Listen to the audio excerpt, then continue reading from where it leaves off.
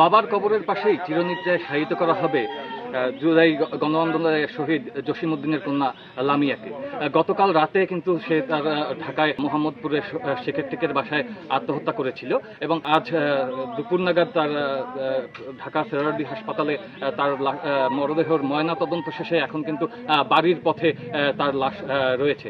আমরা এখন রয়েছি লামিয়ার গ্রামের বাড়িতে, পটুয়াখালীর দুমকি উপজেলার পাঙ্গাশিয়া ইউনিয়নের ধোপারহাট এলাকায়। এখানে কিন্তু আসলে তাকে দাফন করার জন্য কবর খোঁড়ার প্রস্তুতি চলছে। বিকেল নাগাদ লাশ চলে আসলে এখানে জানাজা সম্পন্ন হবে এবং তারপরে কিন্তু লাশ সমাহিত করা হবে। আমরা এবং এই যে লামিয়া গত 18 মার্চ কিন্তু তিনি সংঘবদ্ধ ধর্ষণের শিকার হয়েছিলেন এবং সেই মামলায় কিন্তু তিনি নিজে বাদী হয়ে একটি দুমকি থানায় মামলা করেছিলেন এবং সেই মামলায় দুজন ইতিমধ্যে গ্রেপ্তার রয়েছে। পুলিশ আমাদেরকে জানিয়েছে যে ইতিমধ্যে সকল তদন্ত সম্পন্ন করা হয়েছে, এমনকি যে আসামিরা আছে তাদের ডিএনএ টেস্ট সম্পন্ন করা হয়েছে এবং তাদের বিরুদ্ধে আইনানুগ ব্যবস্থা নেওয়ার চূড়ান্ত প্রক্রিয়া চলমান রয়েছে। এই বিষয়ে আমরা বিস্তারিত জানতে কথা বলবো লামিয়ার প্রতিবেশী একজনের সঙ্গে। আমরা একটু জানতে চাই আসলে আপনি এই বিষয়টি সম্পর্কে কতটুকু জানেন এবং সর্বশেষ কি পরিস্থিতি রয়েছে? লামিয়া জুলাই গণ অভ্যুত্থানের শহীদ জসিমউদ্দিনের মেয়ে। আমরা কিছুদিন আগে জানতে পেরেছি যে লামিয়া ধর্ষণের শিকার হয়েছে এবং এই ধর্ষণে লামিয়া নিজে বাদী হয়ে দুমকি থানায় মামলা করেছে।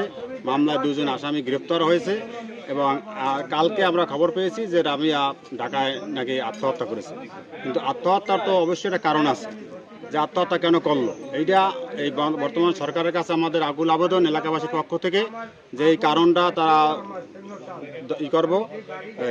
চিহ্নিত করবে যে কী কারণে ধর্ষণ করলো এবং এর আমরা সুষ্ঠু তদন্ত চাই এবং কঠিন বিচার চাই এলাকাবাসীর পক্ষ থেকে। আমরা আরো একজনের বক্তব্য জানতে চাইবো যে আপনি সর্বশেষ এই লামিয়ার যে আত্মহত্যা এবং ধর্ষণের বিষয়ে কি জানেন এবং আপনারা কি প্রত্যাশা করছেন? ধর্ষণে তো কেস করছে, কেসে 2 জন আসামি ধরা পড়ছে। এরপরে তার নানা বাড়ি ছিল, ওই কয়েকদিন আগে সে ঢাকা গেছে তার মায়ের সাথে। কালকে শুনতে পারলাম যে সে আত্মহত্যা করে। তা ওই জেরেই কিছু লজ্জিত হয়ে এই কারণ বশত হয়েছে। তা আমরা চাই যে এর সুষ্ঠু তদন্ত করে এর সুষ্ঠু বিচার এবং বিচার দাবি। আমরা যেমনটি শুনছিলাম যে এলাকাবাসী জানাচ্ছিলেন যে লামিয়া আসলে এই যে ধর্ষণের শিকার হয়ে লজ্জায় মানসিকভাবে অনেকটাই ভেঙে পড়েছিলেন এবং এই কারণেই কিন্তু তিনি আসলে আত্মহত্যা করেছেন। এর চূড়ান্ত পর্যায়ের বিচার কিন্তু এলাকাবাসী দাবি করছেন।